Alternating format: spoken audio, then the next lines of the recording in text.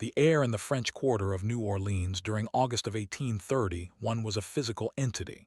It was a suffocating blanket woven from humidity, molasses, and the sweet, sickly perfume of decay.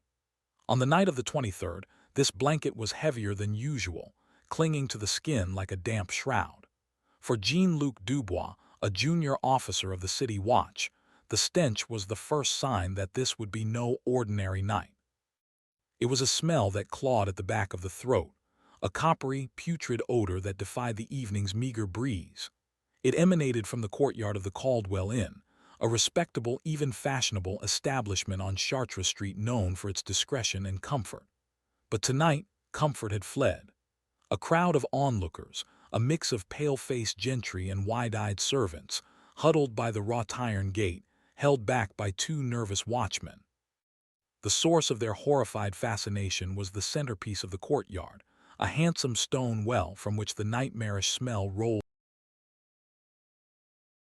his lantern cutting a trembling yellow path through the oppressive darkness. The innkeeper, Silas Caldwell, stood near the well, his face a mask of strained composure. He was wringing his hands, his knuckles white. "It's the water," Caldwell stammered, his voice thin. One of the guests complained, said it tasted foul. Foul was a grotesque understatement.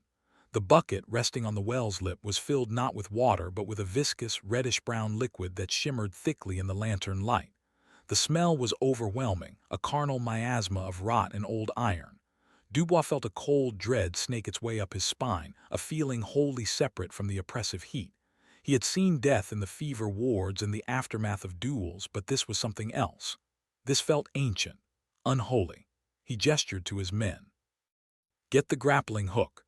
We need to see what's down there." The silence that followed was heavy, broken only by the chirping of cicadas and the distant, mournful cry of a steamship on the Mississippi. No one wanted to look, but no one could look away. The hook, a cruel metal claw, was lowered into the darkness of the well, its chain rattling against the stone with a sound like skeletal fingers drumming on a coffin lid. The mystery of the Caldwell Inn was just beginning to surface, and it would drag the city of New Orleans into a horrifying abyss from which it would never fully recover. The chain went slack, then tightened.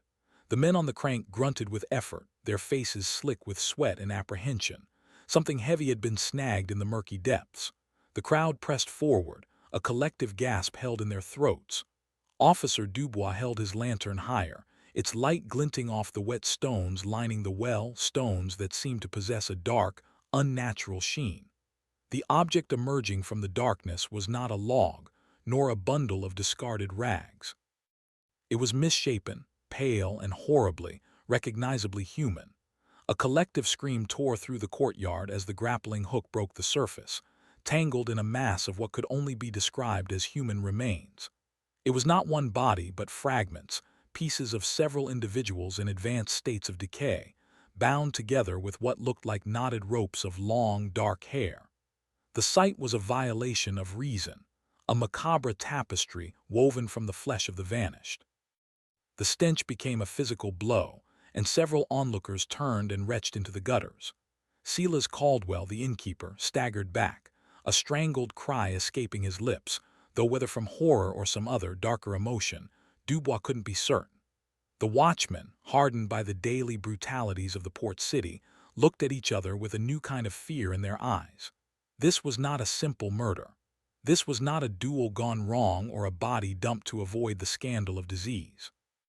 This was a desecration, a horrifying, systematic butchery that spoke of a madness so profound it defied comprehension. As they laid the gruesome bundle on the cobblestones, something else became terrifyingly clear. The reddish-brown liquid in the bucket wasn't just stained water. It was blood, thick, congealed, and mixed with the foul effluence of decomposition. The well wasn't just holding the dead, it was steeped in them. The horrifying case of the Caldwell Inn had just begun, and its dark waters were merely a prelude to a forbidden history, a cold case that would become a chilling legend whispered in the darkest corners of New Orleans for a century to come. The well had a secret, and it had just offered up its first, gruesome chapter. To understand the depth of the horror that unfolded that August night, We must first rewind the clock, back to a time before the stench and the screams, when the Caldwell Inn was a symbol of quiet prosperity.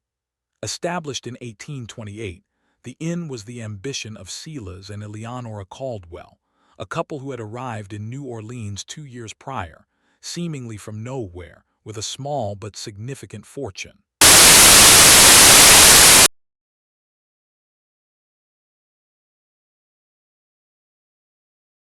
Turned smooth as molasses when charming a potential guest.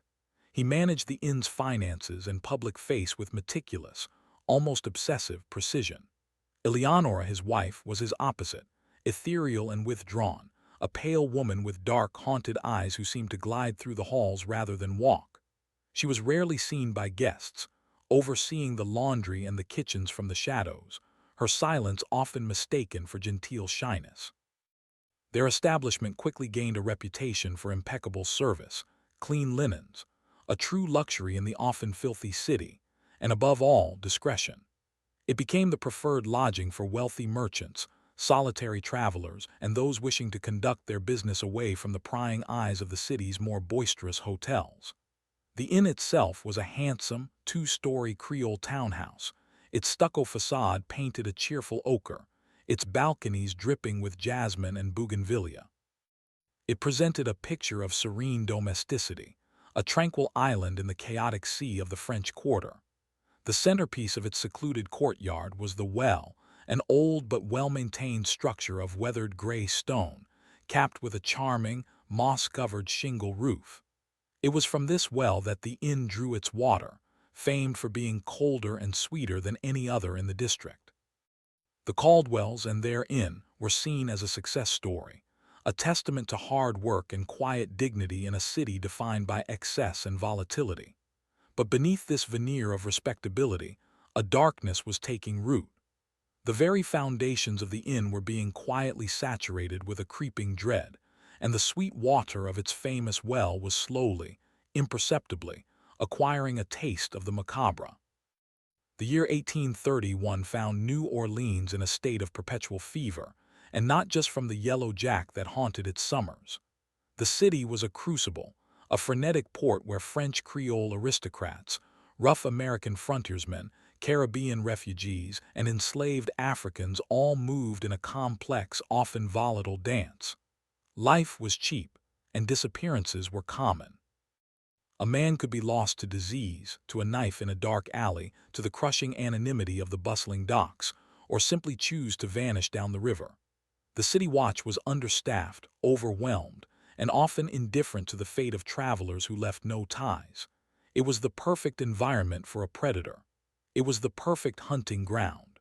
The first officially noted disappearance connected to the Caldwell Inn was that of a man named Alastair Finch, a cotton broker from Boston. Finch arrived in New Orleans in the spring of 1830, a man of considerable wealth and meticulous habits. He took a room at the Caldwell Inn for a planned 2-week stay. He was, by all accounts, a quiet guest who kept to himself. His correspondence with his firm back in Boston was regular, almost daily. Then, on the 10th day of his stay, the letters simply stopped. After a month of silence, his company hired a local agent to investigate. The agent's inquiries led him to the Caldwell Inn. Silas Caldwell was the picture of concern. He confirmed Mr. Finch had been a guest. He claimed Finch had settled his bill in full one morning and departed without a word, stating he was heading upriver to Natchez. Caldwell produced a ledger, immaculately kept, showing the settled account. The innkeeper's story was plausible, his documentation perfect. The agent found no reason to doubt him. Men often changed their plans, chasing new business opportunities up the Mississippi. The investigation was closed. Alastair Finch was listed as whereabouts unknown. He had simply vanished. But Alastair Finch had not gone to Natchez. He had not left the Caldwell Inn at all. He had taken a much shorter, much darker journey, one that ended at the bottom of the old stone well in the courtyard, the first of many to quench a thirst that was not of this world. The horrifying truth remained dormant, submerged in the cold, dark water, waiting. Following the unremarkable disappearance of Alastair Finch, a subtle but persistent pattern began to emerge. a trail of whispers that the authorities would not piece together until it was far too late. The victims were always the same type: solitary travelers, often men of some means, with no family or companions in the city to raise an immediate alarm. There was the German clockmaker who was last seen sketching the St. Louis Cathedral before retiring to the Caldwell Inn for the evening. There was the young gentleman from Virginia, rumored to be in New Orleans to escape a gambling debt, who frequented the inn's quiet reading room. There was the Spanish merchant, whose entire stock of indigo dye seemed to vanish along with him. Each time the story from Silas Caldwell was smooth, consistent, and backed by his flawless ledgers. The guest had checked out. They had paid their bill. They had spoken of moving on to St. Louis, to Havana, to the west. In a city where hundreds arrived and departed on steamships every day, these explanations were not only plausible, they were expected. The city watch had more pressing concerns, like cholera outbreaks and wharf brawls, than to track the unpredictable movements of transient businessmen. Yet, while the authorities remained oblivious, a different kind of record was being kept in the hushed gossip of the French Quarter's servant class. The maids and cooks who worked at the other grand houses began to speak of the strange atmosphere at the Caldwell Inn. Former employees of the inn, who never seemed to stay in their posts for long, told unsettling stories. They spoke of Eleonora Caldwell's increasingly bizarre behavior. She was seen at all hours of the night, standing motionless by the courtyard well, sometimes for an hour or more, her face pale as bone in the moonlight. Some said they heard her whispering to the stones, her voice a low, sibilant hum. They spoke of a strange, rhythmic scraping sound that occasionally echoed up from the cellars late at night, a sound like stone grinding on stone. But most disturbing of all were the tailies of the laundry. The laundresses whispered that the bedsheets from certain rooms, always the rooms of guests who would later be reported as having departed, were often stained with a peculiar reddish-brown splatter, a stain that was unnaturally difficult to wash out. The folklore of a place is its memory, a living record of its fears and wonders. And in the humid, superstitious air of New Orleans, folklore grew as thick as the ivy on the cemetery walls. By the winter of 1830, a specific and macabre legend was beginning to attach itself to the Caldwell Inn, a story that centered entirely on its old stone well. It began with the servants, but soon the tale was being whispered by street vendors and fortune-tellers in Jackson Square. They said the well was cursed. They gave it a name: Le Puits de Sang, the blood well. The legend had many variations, but the core of it remained the same. It was said that one of the well's large gray foundation stones had developed a stain. It was not a stain from moss or water, but a deep, ugly, reddish-brown discoloration that seemed to have emerged from within the stone itself. The stories claimed that on the humid nights before a storm, this stain would appear to weep. It would bead with a thick, oily fluid the color of dried blood, which would then slowly trickle down the stone and back into the earth. It was a horrifying, unnatural spectacle, a geological impossibility that belonged more to a penny dreadful than to a respectable inn. Those who claimed to have seen it said the air around the well grew cold on such nights, and that the water drawn the next morning had a faint, metallic taste. The Caldwells, when confronted with these rumors, dismissed them as the fanciful superstitions of an uneducated populace. Silas Caldwell would laugh dismissively and explain it away as mineral seepage, a common occurrence in the damp soil of the quarter. He would offer any doubter a cup of the well's famously cool and refreshing water as proof of its purity. But the stories persisted. Children began to dare each other to touch the weeping stone. Local practitioners of Vodou, when they passed the inn, were seen making signs to ward off evil, their eyes fixed on the courtyard. The well was no longer just a source of water. It was becoming a nexus of fear. It was gaining a reputation, a dark and disturbing personality all its own. The legend of the blood well was growing, fed by a horrifying and unseen truth that lay just beneath the surface, a truth that was far more monstrous than any ghost story. As the whispers of the blood well slithered through the back alleys and servant quarters of New Orleans, The Caldwells themselves seemed to retreat further into their own private world. Their initial image of respectable proprietors was beginning to fray at the edges, revealing something far more unsettling beneath. Silas, once the epitome of the charming host, grew more severe, his public smiles becoming thin and brittle. His eyes, once sharp and calculating, now held a constant, hunted look. He became prone to sudden fits of temper, harshly berating any servant who lingered too long in the courtyard after dark. He took to personally bolting the heavy iron gate of the courtyard each night, a task he entrusted to no one else. His vigilance seemed less about keeping intruders out and more about keeping something, or someone, in. Eleonora's transformation was even more disturbing. Her already reclusive nature deepened into what could only be described as a state of living dread. She was now a phantom within her own inn, a fleeting glimpse of a pale face in a high window, a rustle of skirts in a dark hallway. The few servants who still interacted with her described a woman utterly consumed by some inner torment. Her hands trembled constantly, and she would often be found staring at nothing, her lips moving in a silent, frantic prayer or incantation. She developed a peculiar obsession with cleanliness, ordering the courtyard cobblestones to be scrubbed daily with lye and vinegar, paying special attention to the area around the well. It was as if she were trying to erase a stain that only she could truly see. The couple became social isolates. They politely refused all invitations and ceased to attend Sunday Mass at the cathedral. Their world shrank to the confines of the inn's walls, a self-imposed prison.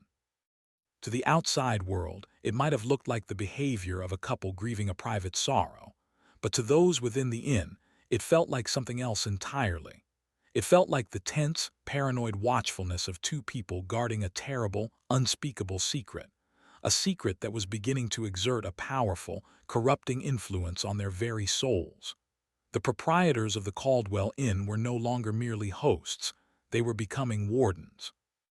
The disappearances continued, becoming a grim, unspoken rhythm beneath the life of the city. A French fur trapper, flush with cash after a season in the North Woods. A lone widow from Charleston, come to settle her late husband's affairs. A young artist from Philadelphia, who had written to his sister about the magnificent, if unsettling, light of New Orleans just days before he vanished. Each one was a ghost, a brief entry in a ledger followed by a question mark.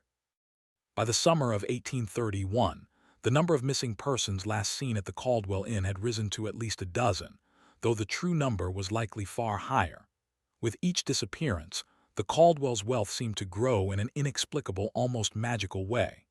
Silas began purchasing adjacent properties, paying in gold coin, his business acumen suddenly seeming sharper and more ruthless than ever. They acquired fine new furniture, imported silks, and expensive artwork. This burgeoning prosperity stood in stark contrast to their increasingly gaunt and haunted appearances. It was as if they were trading their own vitality for material gain, a Faustian bargain struck in the shadows of their respectable inn. This strange dichotomy did not go entirely unnoticed. Whispers in the market began to question the source of their sudden fortune. How could a modest inn, however well run, generate such profits, especially when so many other businesses were struggling in the city's volatile economy? The rumors of the cursed well began to merge with these financial suspicions, creating a new, more sinister narrative. People began to say that the Caldwells were not merely unlucky, but that they were somehow profiting from the well's dark power. Perhaps, the stories went, they were robbing their guests and dumping the bodies. It was a simple, brutal explanation for a complex and horrifying reality. While this theory was closer to the truth than anyone knew, it still fell terrifyingly short of the full, macabre picture. The Caldwells were not common thieves and murderers. What they were doing was infinitely more disturbing. They were not just taking their guests' lives and money, they were making an offering. Each vanished soul was a tribute, a payment made to the ancient, thirsty entity that slumbered beneath the weeping stones of the courtyard well. The growing cloud of suspicion around the Caldwell Inn might have remained nothing more than street-level gossip were it not for the arrival of Inspector Thomas Valois. Valois was a new breed of lawman in New Orleans, a Creole of mixed French and Spanish heritage who had spent several years studying investigative techniques in Paris. He was methodical, rational, and deeply skeptical of the city's laissez-faire approach to justice. He did not believe in curses or weeping stones, but he did believe in patterns, and as he reviewed the stacks of unresolved missing person files, a task his superiors considered a pointless waste of time, he found a pattern. A disturbing number of the vanished had one thing in common: their last known address was the Caldwell Inn. Valois began his investigation quietly, working in his own time, away from the cynical eyes of his colleagues. He started not at the inn itself, but on its periphery. He sought out the former employees, the maids and handymen who had fled the Caldwell's service. He found them in cheap boarding houses and taverns, many of them still shaken by their experiences. He listened patiently to their stories, filtering the superstition from the facts. He documented the tales of Eleonora's nocturnal vigils by the well. He noted the accounts of the strange scraping sounds from the cellar. He paid particular attention to the stories of the blood-stained linens, a detail that made the hair on his arms stand up. He cross-referenced the dates of these occurrences with the dates the guests had officially departed. The correlation was chilling. The most disturbing tales came from a young stable boy who had quit after only a week.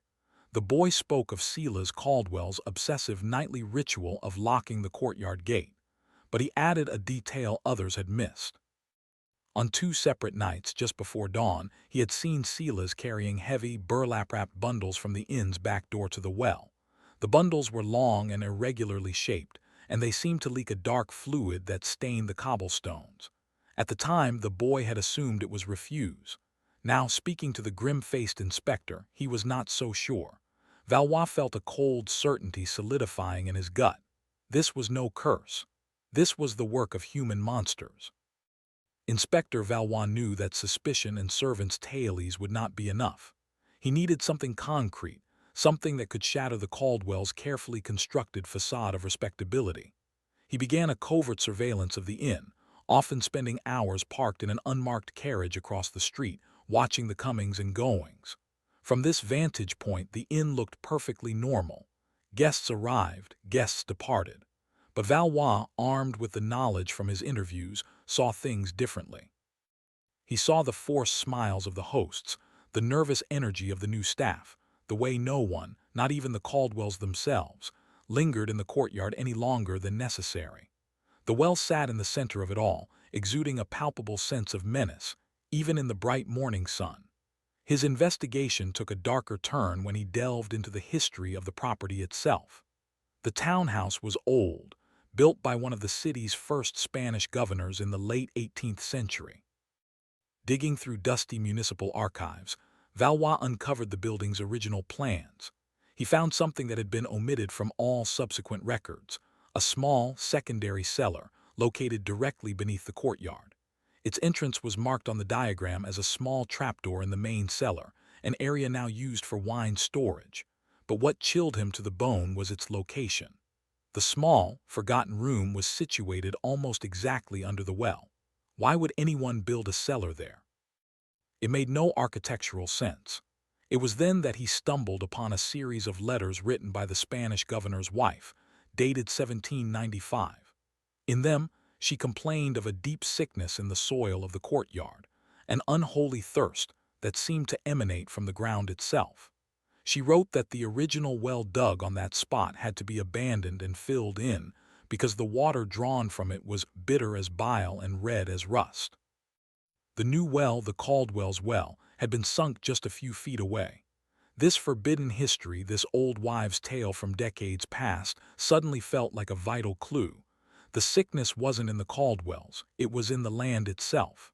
The Caldwells, Valois suspected, had not brought evil to the inn. They had simply found it, embraced it, and learned how to feed it.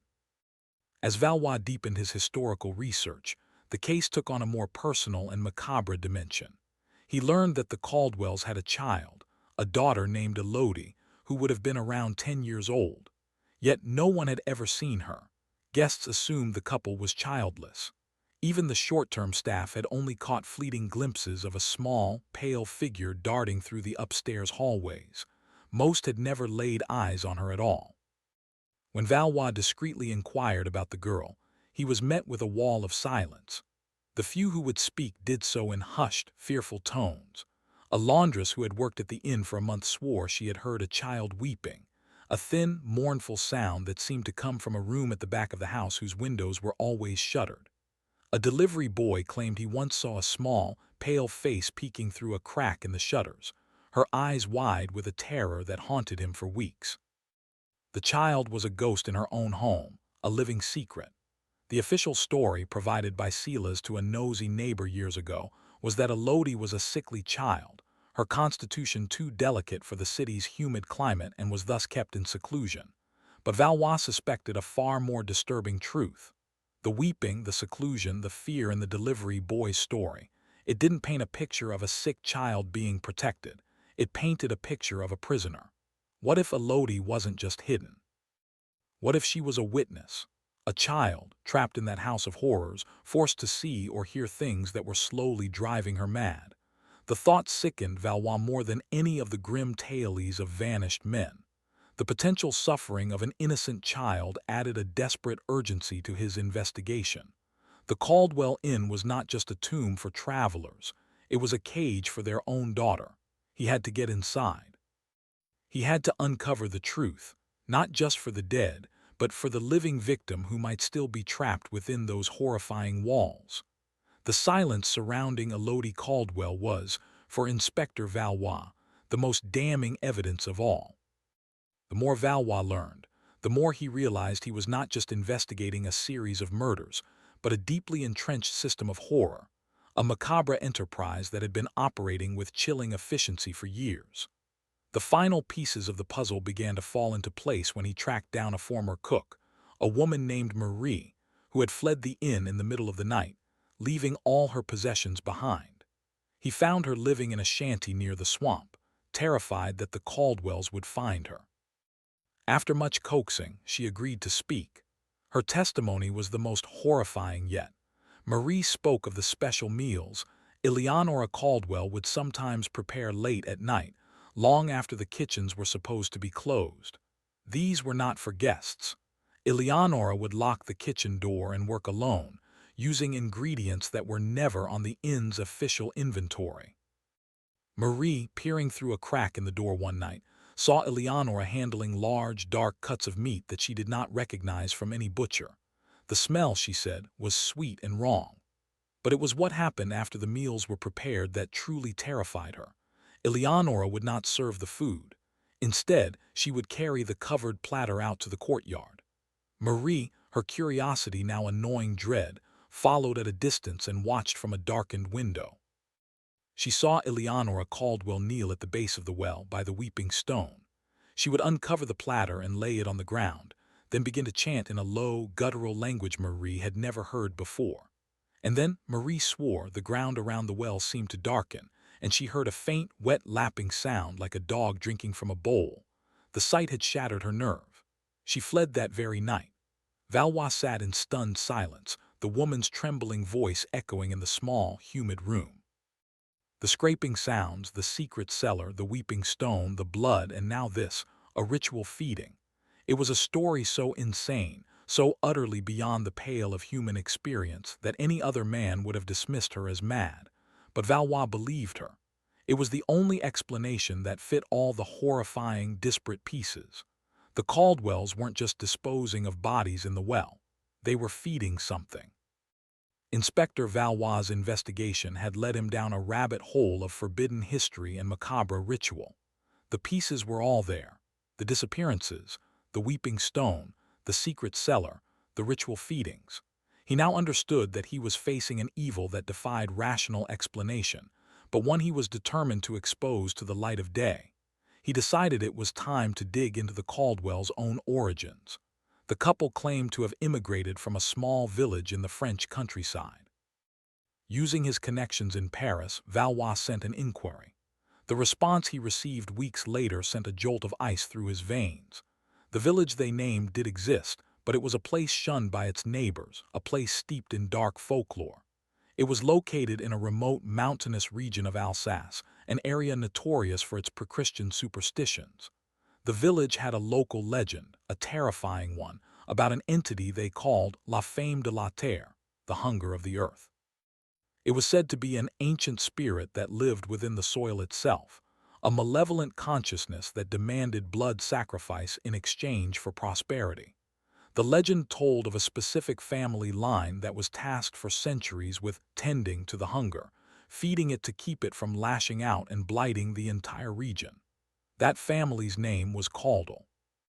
The Parisian records noted that the last of the Caldwell family, a man named Silas and his wife Eleonora, had abruptly sold their ancestral home and vanished in 1826.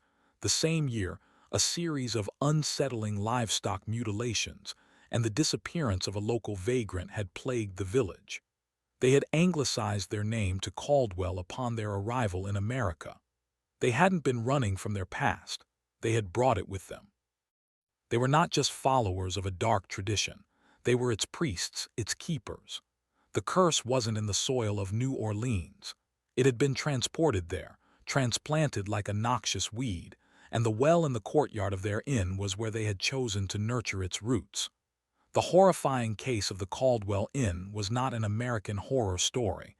It was the continuation of an ancient European nightmare. Armed with this final, damning piece of information, Inspector Thomas Valois knew he could wait no longer. He had a secret cellar, a pattern of disappearances, credible and terrifying witness testimony, and now a historical context of ritual sacrifice. It was all circumstantial, but the sheer weight of it was undeniable.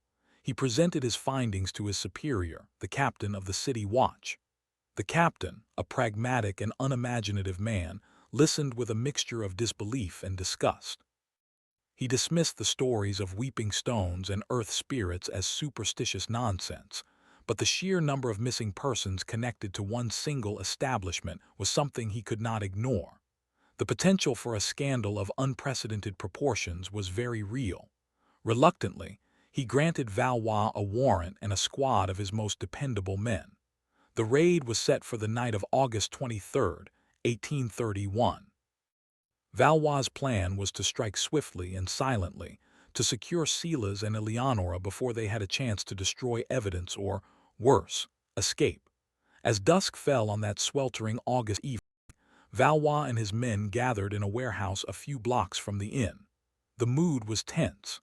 These were men accustomed to dealing with thieves and drunks, not the architects of a years-long macabre conspiracy.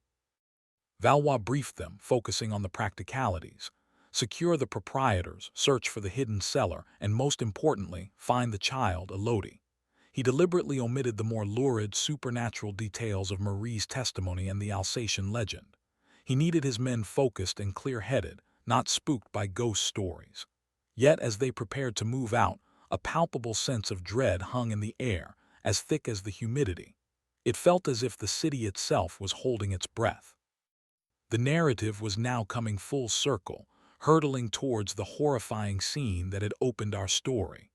The stage was set for the final, gruesome act in the horrifying case of the Caldwell Inn. The night of reckoning had arrived. The raid did not go as planned. It began not with the quiet precision Valois had envisioned, but with a sudden, panicked cry from a passing citizen. Just as Valois and his men were moving into position around the inn, a guest staying on the second floor threw open his shutters and began to shout, his voice cracking with terror. He was yelling about the water, about the ungodly taste and the horrific smell coming from the courtyard well. His cries acted as an alarm, drawing neighbors into the street and lights into the windows of the inn. The element of surprise was lost.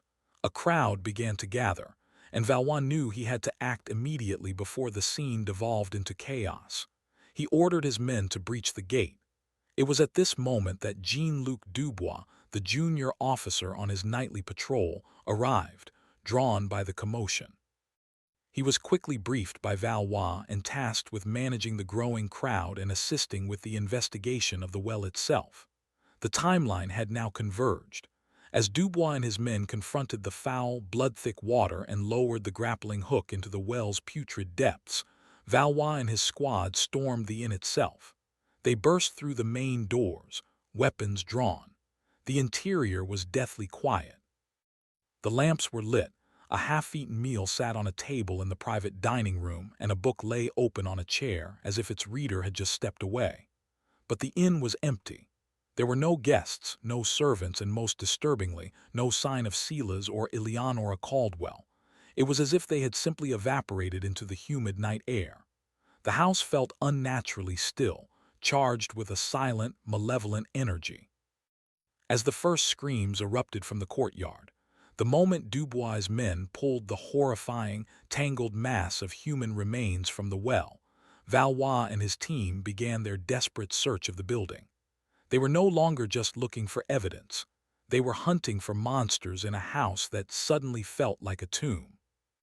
The search of the Caldwell Inn became a descent into a labyrinth of calculated madness. While the horror in the courtyard was being laid bare on the cobblestones, an equally disturbing picture was emerging within the inn's walls. Every room was immaculately clean, almost sterile, yet possessed a cold, unlived-in quality. It was a stage set, and the actors had fled. The Caldwells' private quarters were the most unsettling. The room was sparse, dominated by a large, severe-looking bed. There were no personal effects, no portraits, no letters, nothing to indicate the lives of the people who slept there. The only objects of note were a series of small, strange-looking knives arranged with surgical precision on a dresser, and a heavy, leather-bound book on the nightstand. The book was a journal, handwritten in a tight, spidery script by Eleonora Caldwell. It was not a diary of daily events, but a terrifying ledger of sacrifice. It detailed, in chillingly dispassionate prose, each offering made to the entity she called the benefactor, or the thirst below. Each entry listed a date, a brief description of the victim, the Boston broker, the Virginia gambler, and a note on the subsequent blessing received, usually a sum of money or a piece of valuable jewelry that would mysteriously appear in their lockbox the following day. Her writing was that of a devout priestess documenting her sacred duties. The horror was not in the violence, which she barely described, but in the sheer methodical banality of it all. It was a business, a transaction. They were feeding a god, and it was paying them dividends. While Valois was absorbing the shock of the journal, his men made another discovery, perhaps the most heartbreaking of all. They found Elodie's room. It was at the very back of the house, and its door was bolted from the outside. Inside, the room was little more than a cell. The windows were not just shuttered but boarded over from the inside. A small, straw-filled mattress lay in one corner, and the walls were covered in frantic, terrified drawings scratched into the plaster with a nail or a stone. They depicted a huge, gaping mouth in the ground with stick figures falling into it. Over and over the same horrifying image. But the room was empty. The child was gone. The discovery of Elodie's prison-like room, with its desperate, childish warnings scratched into the walls, drove Inspector Valois and his men into a frantic search. The hope of finding the girl alive, however slim, gave their grim task a renewed urgency. They tore the inn apart, searching for any hidden passage or secret room where she or her parents might be concealed. Their attention soon turned to the cellar. Following the old Spanish blueprint, Valois located the spot where the trapdoor to the secondary cellar should have been. It was hidden beneath a stack of wine barrels, covered by a heavy Persian rug. It took 4 men to heave the barrels aside. Underneath, they found it, a heavy, iron ring set into a square of thick oak planks. It was a door to the darkness below. A wave of cold, foul-smelling air washed over them as they pried it open, a stench even worse than the one from the well, the smell of damp earth, stagnant water, and old, cold decay. 2 men with lanterns descended the steep stone steps, their lights cutting weakly into the oppressive blackness. The room below was small and crudely hewn from the earth and rock, its walls slick with a dark, slimy moisture. It was a place that had not seen the sun in 100 years. For a moment it appeared to be empty, just a forgotten hole in the ground. Then one of the lanterns caught something in the corner. It was a small wooden rocking horse lying on its side, and next to it a single small leather shoe. It was Elodie's. The room was not a hiding place, it was another cell, but the most horrifying discovery was yet to come. As the men moved their lanterns across the room, the light fell upon the far wall, the wall that was directly adjacent to the foundation of the well. Set into the packed earth of this wall was a series of heavy iron grates, like those on a sewer drain. And behind the grates the earth was dark, almost black, and seemed to be moving, pulsing with a slow, rhythmic, almost respiratory motion. From this moving darkness, a low, wet, guttural sound emanated, a sound of insatiable, eternal hunger.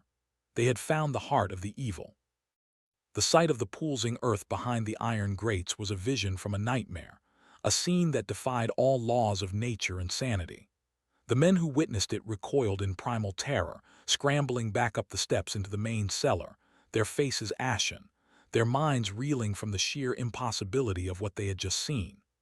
The sound from below, a deep, resonant, and horribly organic gurgling, seemed to follow them, seeping into the very foundations of the building. It was the sound of the thirst below, the benefactor, the hunger of the earth. It was real. This was not the work of human murderers alone. They were acolytes, servants to an ancient, living horror. Valois, though shaken to his core, forced himself to maintain his composure. The fate of the Caldwells and their daughter was still unknown. He ordered a thorough search of the secret cellar, despite the profound reluctance of his men to descend back into that unholy space. They found more of Elodie's belongings, a small, tattered doll, a handful of dried flowers, suggesting she had been kept in this terrifying chamber for some time. But the most significant discovery was made on the floor near the iron grates. It was a series of deep, parallel grooves scraped into the hard-packed earth. They were tracks, evidence that something heavy had been dragged from the cellar. Following these tracks led them to the base of the steep stone steps. From there, the trail was lost. Had the Caldwells dragged their daughter out? Or had they been dragging something else? The questions were maddening, and the answers were nowhere to be found. The inn had offered up its dead, its journals, and its secret, beating heart of horror, but it held fast to the final mystery of the Caldwell family's ultimate fate. They had vanished from a house that was now surrounded by the city watch, leaving behind a scene of carnage and a legacy of forbidden, supernatural dread that would haunt the city for generations. The search for the living had ended, and the legend of the vanished had begun. The investigation in the days that followed the raid was a grim and frustrating affair. The horrifying remains from the well were examined by the city's physicians. They identified the fragments of at least 14 different individuals, though they suspected the true number was higher. The bodies were too decomposed and dismembered to be identified, their bones bearing markings that suggested not just crude butchery, but a methodical gnawing, as if they had been fed upon by something with immense power. The well itself became the subject of intense and fearful speculation. After the gruesome discovery, no one was willing to venture down into its depths. Instead, it was decided the structure must be completely dismantled, stone by stone. It was a slow, arduous process, undertaken by a crew of workmen who fortified themselves with whiskey and prayer. As they deconstructed the well, they confirmed the legend of the Weeping Stone. One of the large foundation blocks was indeed stained a deep, permanent red, its texture strangely porous, almost organic.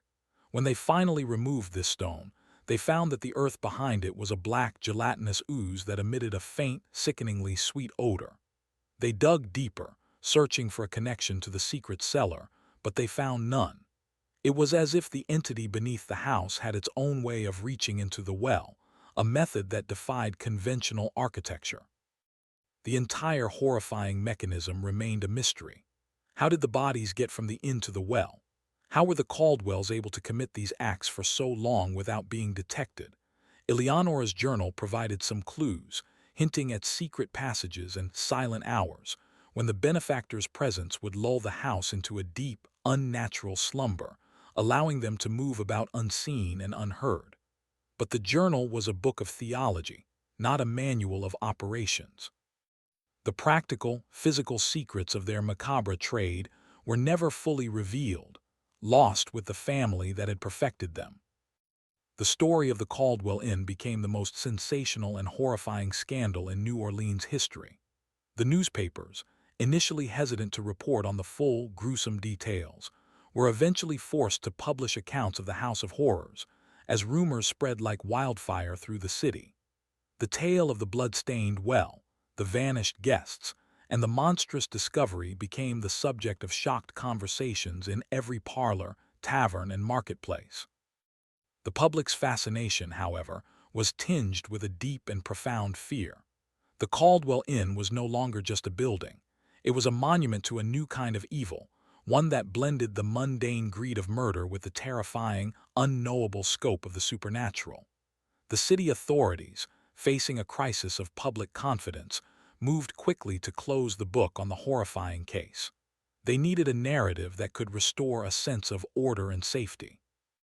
The official conclusion was that Silas and Eleonora Caldwell were a pair of deranged, criminally insane murderers who had systematically robbed and killed their guests, disposing of the bodies in the well. The stranger aspects of the case, Eleonora's journal, the cook's testimony of a ritual feeding, the poolsing earth in the secret cellar, were officially dismissed as the product of hysteria and superstition. These were forbidden details, too disturbing for the public record. They were buried in sealed archives, destined to become the stuff of legend rather than history. The story of the Caldwell's escape was explained away as well. The official theory was that they had a boat waiting on the Mississippi and had fled the city in the chaos of the raid, likely taking their daughter with them. A massive nationwide manhunt was launched. Bounties were issued. Descriptions were circulated. But it was a futile gesture. Silas, Eleonora, and little Elodie Caldwell had stepped off the face of the earth. They were never seen or heard from again. The fate of Elodie Caldwell remains the most tragic and haunting part of this entire Macabre saga. While the official report stated she likely fled with her parents, Inspector Valois and many others who knew the details of the case harbored a much darker suspicion. They couldn't shake the image of her room, the door bolted from the outside, the terrified drawings on the wall. They couldn't forget the single shoe and the rocking horse in the terrifying cellar chamber next to the poolsing grate. These were not the signs of a family preparing for a journey. They were the signs of a child being held captive, a child being prepared for something else. A horrifying, unthinkable theory began to circulate in whispers among the investigators. What if the Caldwell's final act was not one of flight, but one of ultimate sacrifice? Eleonora's journal, which Valois kept and studied in secret, contained a final, cryptic entry dated the morning of the raid. It did not speak of escape. It spoke of an ascension, a final offering, and a communion with the benefactor. She wrote, "The vessel is prepared. Tonight we become one with the thirst below. Our blood will join its blood. Our house will become its heart." The words were the ravings of a madwoman, yet in the context of what they had found, they carried a terrifying weight. Had the Caldwells, knowing the net was closing in, offered themselves and their own child to the entity they worshipped? Was their disappearance not a flight from justice, but a final, horrifying act of transfiguration? Had they been, in some literal or metaphorical sense, consumed by the very evil they had nurtured? This disturbing possibility was never spoken of publicly. It was a truth too terrible to contemplate. It meant that the manhunt was for ghosts. It meant that little Elodie was not a fugitive, but the last victim of the blood-stained well, her life given as a final, desperate sacrament to an insatiable god of the earth. The aftermath of the Caldwell case left an indelible scar on the city of New Orleans. The inn itself, now a place of public revulsion, was seized by the municipality. No one wanted to buy it. No one would even step foot inside its courtyard. It stood empty for months, its windows boarded up, its once beautiful gardens withering and dying. Locals claimed that on quiet nights, you could still hear a faint, rhythmic poolsing sound emanating from the ground beneath it, and that the air around the property remained unnaturally cold. The city, desperate to erase this monument to its own dark history, made a decision. In the spring of 1832, the Caldwell Inn was condemned. A crew was hired to demolish it, but the work was plagued by strange accidents and a pervasive sense of dread among the laborers, who claimed to hear whispers coming from the sealed cellar. Finally, under the cover of darkness, a mysterious fire broke out. The blaze was unnaturally intense, consuming the entire structure in a matter of hours. By dawn, all that remained was a blackened, smoking ruin. The fire was officially ruled an accident, but many believed it was arson, a deliberate act by city officials to purge the cursed place from existence. Following the fire, the final act of erasure was carried out. The cellar was filled with rubble. The entire foundation was buried, and the well, the horrifying centerpiece of the whole affair, was filled to the brim with concrete, a permanent gray tombstone for the horrors it had held. The property was declared public land, but it was never developed. An unspoken fear kept it barren. For decades, it remained an empty, weed-choked lot in the heart of the bustling French Quarter, a void in the city's fabric, a place that everyone knew but no one spoke of. The story was becoming a forbidden memory, actively suppressed, but like a stubborn bloodstain, it refused to fade completely. The story you have just heard is one that history has tried to forget. The horrifying case of the Caldwell Inn became a piece of banned folklore, a story too disturbing for polite society, too challenging for the rational mind. But some tales refuse to die. If you, like us, are drawn to the forbidden histories that lie buried beneath the surface of our world, then subscribe to this channel now. Because the deeper we dig into the legacy of the Caldwell curse, the more unsettling the story becomes. The official records were sealed, the building was destroyed, but the evil that was unearthed in 1831 did not simply vanish. It lingered, seeping into the soil and the psyche of the city. For a full generation after the inn was destroyed, the empty lot on Chartres Street was the subject of persistent and creepy local legends. It was said that nothing would grow on the plot of land where the inn's courtyard had been, while the rest of the quarter was choked with lush tropical vegetation. That specific patch of earth remained stubbornly barren, a scar of dead soil. Children who lived nearby told stories of a sad lady in a pale dress who would sometimes be seen standing on the empty lot at twilight, staring at the spot where the well had been. They said she never spoke, but that you could hear her weeping, a sound that carried on the evening breeze. More disturbingly, the properties adjacent to the former inn became plagued with problems. Residents complained of a persistent, reddish mold that would grow on the walls of their cellars, a mold that smelled faintly of copper and decay. They reported strange plumbing issues, their water sometimes running cloudy and brown, with a faint metallic taste. It was as if the thirst below, deprived of its well, was attempting to seep outwards, its influence a slow-acting poison spreading through the earth. The curse of the Caldwell Inn, it seemed, was not content to remain buried. The legacy of the Caldwell Inn and its blood-stained well extends beyond local ghost stories. It has become a chilling, if obscure, cold case that has fascinated and disturbed criminal historians and paranormal investigators for over a century. The central, unanswered question remains: what was the true nature of the entity that the Caldwells worshipped?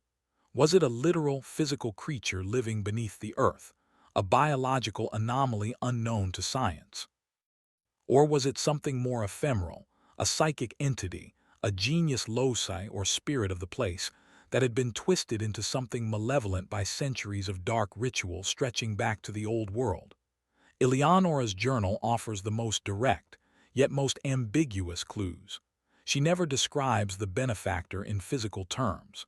She refers to it as a consciousness, a presence, a hunger. She writes of it speaking to her in dreams, not with a voice, but with feelings and impulses, guiding her actions, choosing the victims. This suggests something more subtle and insidious than a simple monster.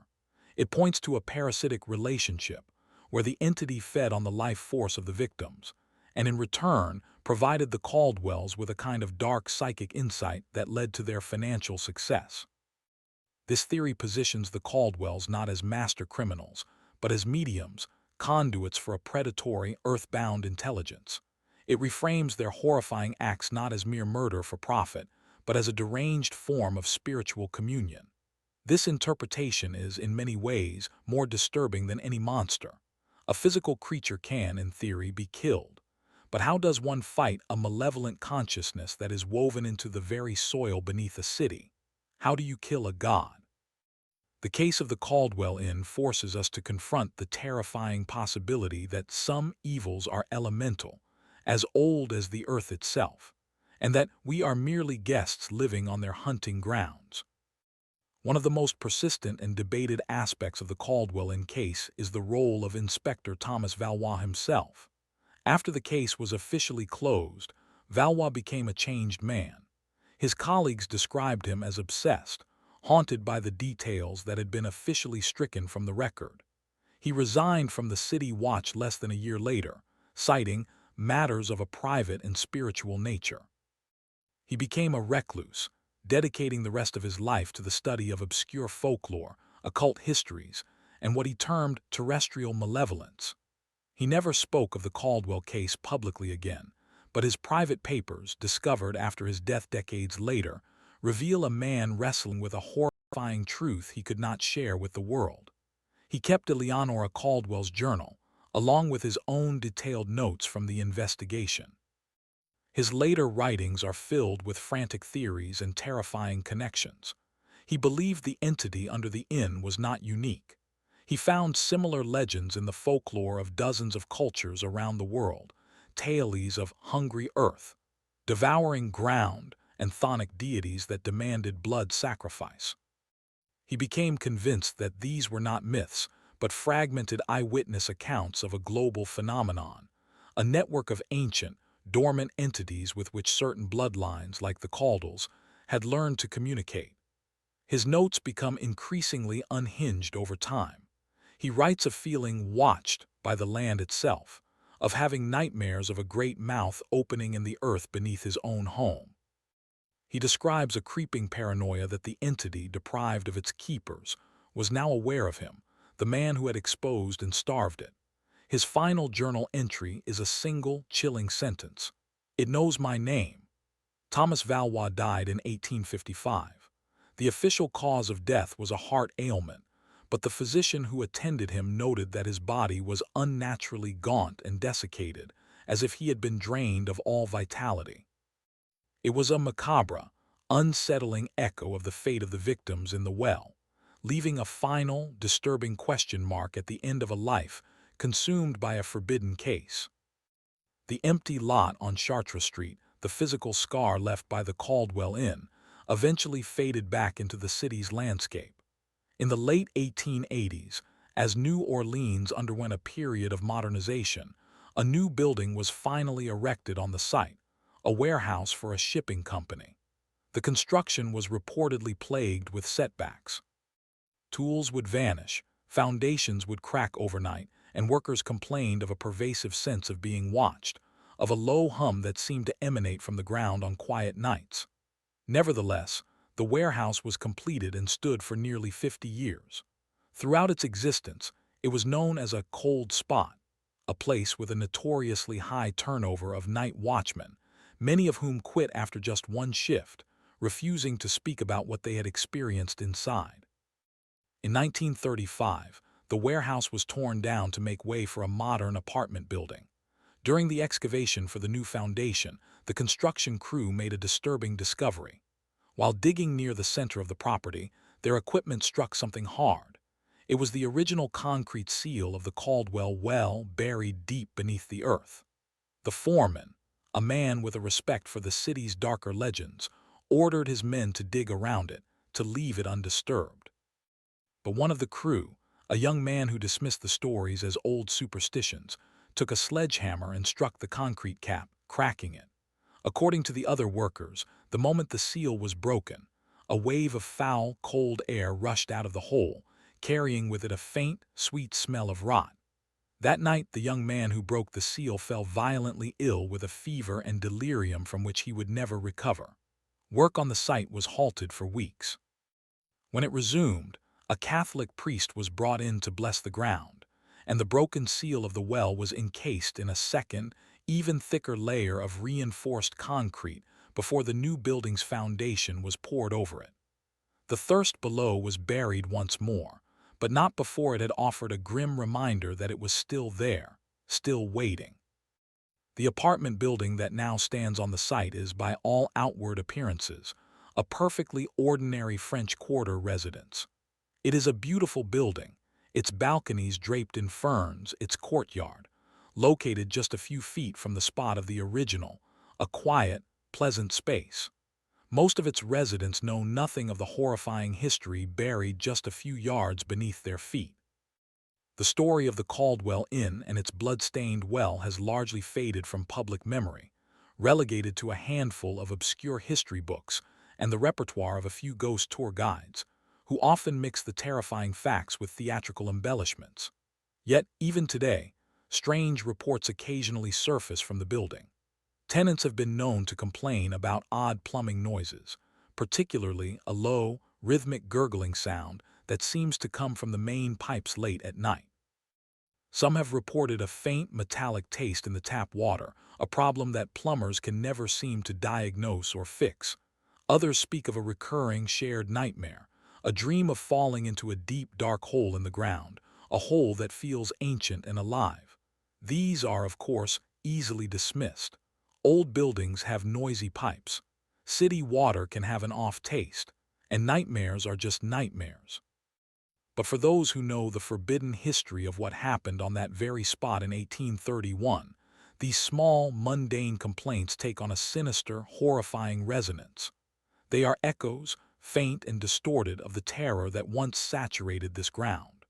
They are a chilling suggestion that the hunger of the earth, though buried and sealed, is not entirely dormant. Its influence, however faint, may still be seeping upwards, a ghostly presence that continues to haunt the lives of those who live, unknowingly, directly above its ancient, patient maw.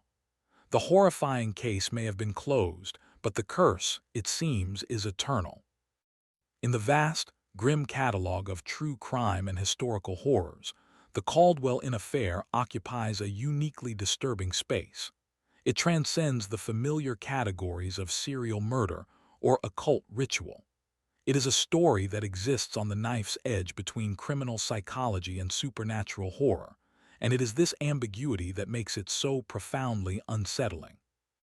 If we strip away the supernatural elements, we are left with the story of Silas and Eleonora Caldwell, two deeply disturbed individuals who created a near-perfect system for murder and profit, exploiting the transient nature of their city to operate for years without detection. Theirs is a story of profound human monstrosity, a testament to the depths of depravity that can hide behind a veneer of respectability. In this version, Eleonora's journal is the diary of a madwoman, her benefactor, a delusion she created to justify her own bloodlust. The weeping stone is a geological anomaly, and the pulsing earth a shared hallucination brought on by fear and hysteria in a dark, fetid cellar. This rational interpretation is, in itself, horrifying enough. But it doesn't quite fit all the facts. It doesn't explain the pre-existing legend of the bitter, red water from the 1790s. It doesn't account for the almost magical appearance of wealth after each murder, as documented in the journal. It doesn't explain the eerily similar legend of the Caldwell family and La Femme de la Terre from a continent away. And it certainly doesn't explain the simultaneous, traceless disappearance of 3 people from a sealed house. The rational explanation feels incomplete, like a beautiful but flawed equation that leaves a small, terrifying remainder. It is in this remainder, this sliver of the unexplained, that the true horror of the Caldwell case resides. It is the possibility that the madness of Silas and Eleonora was not the source of the evil, but merely a response to it. The horrifying case of the Caldwell Inn forces us to ask a deeply uncomfortable question. What do we do with stories that defy our understanding of the world? Our modern sensibilities demand rational explanations. We look for motives, for methods, for psychological profiles. We categorize killers and file them away. But the Caldwell affair resists this categorization. It presents us with a set of facts that seem to point to a conclusion that is simply not supposed to be possible. This is why the story was banned, suppressed by the authorities of its time. It wasn't just the gore or the scandal that they feared. It was the story's ontological threat, the challenge it posed to the very foundations of a rational, ordered, God-fearing world. To accept the story as Valois came to believe, it was to accept that the world is not as it seems. It is to accept that there may be ancient, non-human intelligences with whom we share this planet. It is to accept that some myths and legends are not stories but warnings. It is a deeply terrifying thought, and one that most people then and now would rather not entertain. And so, the story is relegated to the realm of folklore, a creepy tale to be told on a dark night. We place it in a box labeled ghost story or urban legend, and in doing so, we rob it of its power and its most horrifying implication, that it might be true. The case of the blood-stained well is a stark reminder that there may be truths about our world that are not just unknown, but unknowable, horrors that lurk not in the shadows, but in the very ground beneath our feet, and for which we have no explanation, no defense, and no name. Let us return for a final moment to the central image of our story, the well. In the human psyche, a well is a powerful archetypal symbol. It represents a gateway, a portal between the surface world of light and the hidden depths below. It is a source of life-giving water, but also a dark, mysterious hole into which one can fall and be lost forever. The Caldwell well was a terrifying perversion of this archetype. It was not a source of life, but a mouth. It did not offer sustenance, it demanded it. The well was the focal point, the altar, the point of contact between the world of Silas and Eleonora and the world of the thirst below. The chain of horror is chillingly clear. The victims were killed within the inn. The secret cellar, with its proximity to the entity's lair, was likely the site of the ritualistic aspects of the murder, a place where the life force was offered. The bodies, now just empty vessels, were then transported, perhaps through a hidden passage yet undiscovered, or perhaps under the cloak of the entity's hypnotic influence, and disposed of in the well. The well served as a larder, a place for the entity to physically consume the offerings over time, the decomposition and the blood in the water being the outward signs of this horrifying digestive process. The weeping stone was its barometer, a sign of its presence and its hunger. The entire inn was a meticulously designed abattoir, a hunting trap disguised as a place of hospitality, with the well as its gaping, insatiable gullet. The sheer, diabolical ingenuity of the system is a testament to the madness, or the devotion, of the Caldwells. They did not just commit murder, they orchestrated a complex, long-running process of sacrifice, a horrifying symbiosis with an entity from a pre-human past. The ultimate fate of the Caldwell family is a void at the heart of this already dark narrative, and it is here that the imagination runs wild with horrifying possibilities. Did they truly escape? It seems almost impossible, given the circumstances of the raid. The inn was surrounded. The docks and the roads out of the city were being watched. For 3 people, one of them a child, to simply walk away without a trace strains credulity. This brings us back to the more terrifying interpretation, the one suggested by Eleonora's final journal entry: ascension, communion, becoming one with the thirst below. What could this mean in literal terms? One theory, favored by Inspector Valois in his later years, was that the secret cellar held one final secret. Perhaps the iron grates were not just a window, but a door. Perhaps on that final night, as the sounds of the watch breached their gate, the Caldwells opened that door and stepped through, not into a tunnel leading to the river, but into the realm of the entity itself. A physical space within the earth, a lair from which there was no return. In this scenario, their final act was to feed themselves and their child to their god, the ultimate act of faith, believing it would grant them some form of horrific immortality, their consciousness absorbed into the greater whole of the entity. It is a monstrous, almost Lovecraftian idea, but there is another, perhaps even more disturbing possibility. What if the Caldwells were not just keepers but avatars? What if, over generations of symbiosis, the Caldwell bloodline had become something not entirely human? Perhaps their ascension was not about going somewhere but about becoming something, a transformation, a shedding of their human form to become part of the entity they served. In this version, they did not flee. They simply dissolved, their physical matter reabsorbed by the house that was, as Eleonora wrote, the entity's heart. They did not escape. They went home. The story of the Caldwell Inn is a powerful cautionary tale about the darkness that can hide in plain sight, behind a facade of normalcy and respectability. Silas and Eleonora Caldwell were not cackling ghouls who lived in a crumbling ruin. They were successful business owners. They were, to all outward appearances, pillars of their small community. They smiled, they made polite conversation, they presented a mask of civilization to the world. And behind that mask, they carried out acts of unimaginable horror. Their story serves as a chilling reminder that the most dangerous monsters are the ones who look just like us. It also explores the seductive nature of a bargain with evil. Eleonora's journal is not filled with regret or conflict. It is filled with piety and gratitude. For her, the benefactor was a divine provider. It gave them wealth, security, and purpose, a place in a sacred, ancient order. All it asked for in return was blood. It is a stark and terrifying look at how a human mind can rationalize atrocity, transforming murder into worship and horror into holiness. The Caldwells were not just killers, they were believers, and it is their faith, their absolute, unwavering devotion to the thirst below, that makes them so utterly terrifying. They were not driven by a compulsion they couldn't control, they were driven by a belief system they embraced completely. It suggests that the greatest horrors are not born from madness, but from a different, darker kind of sanity. And if you want to continue exploring the unsettling intersection of history and horror, to uncover more stories that have been deliberately forgotten, make sure you're subscribed with notifications on. The archives of the past are filled with macabre secrets, and our journey into the darkness is far from over. The horrifying case of the Caldwell Inn and its blood-stained well ultimately leaves us with more questions than answers.